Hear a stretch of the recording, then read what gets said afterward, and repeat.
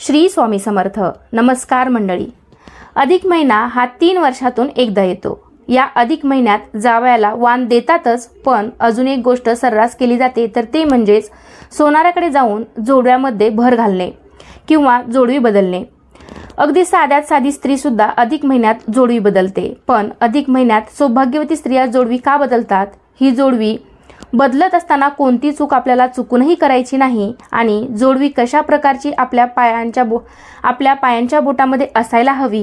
त्याचबरोबर जावयाला वाण देताना कोणतीही वस्तू 33च का दिली जाते, 33च अंक का वापरला जातो, अशी बरीच माहिती मी आजच्या व्हिडिओमध्ये शेअर करणार आहे. त्यासाठी व्हिडिओ शेवटपर्यंत पाहायला विसरू नका. अधिक मास हा दर 3 वर्षातून एकदा येतो. याला पुरुषोत्तम मास म्हणून सुद्धा ओळखलं जातं. आध्यात्मिक आणि धार्मिक कार्यासाठी हा महिना अतिशय शुभ मानला जातो. हा महिना भगवान विष्णूला समर्पित आहे. त्यामुळे तुम्ही या महिन्यामध्ये भगवान विष्णूंच्या काही सेवा करू शकता. हा महिना भगवान विष्णूंच्या भक्तीचा महिना आहे असं सुद्धा म्हटलं जातं. त्यामुळे या महिन्याला पुरुषोत्तम मास असेही संबोधले जाते. आणि या अधिक महिन्यात सर्वात महत्त्वाची केली जाणारी गोष्ट म्हणजे जावयाला वाण देणे. तर या महिन्यात जावयाला नारायण स्वरूप समजून त्यांना वाण दिले जाते. त्यांचं आदरातीर्थ केलं जातं. अधिक मासाचे एवढे महत्त्व का आहे तर पहा, अधिक महिना हा 32 महिने 16 दिवस आणि 8 तासांनी येत असतो. म्हणजे साधारणतः 33 महिन्यानंतर येत असतो. 33 महिन्यांसाठी म्हणून 33 वस्तूंचे दान केले जाते.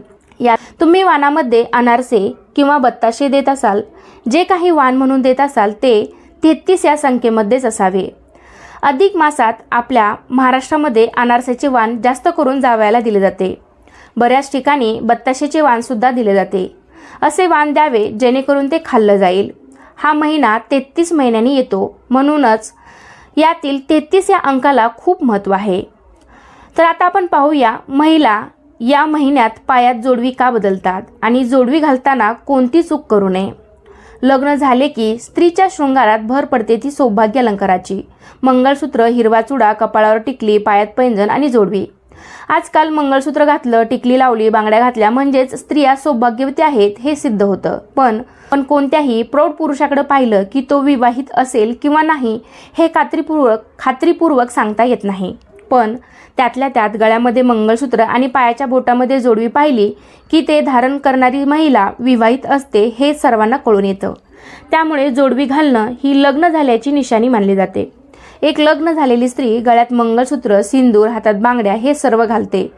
पण आपण लहानपणापासून आपल्या आईला, आजूबाजूच्या काकू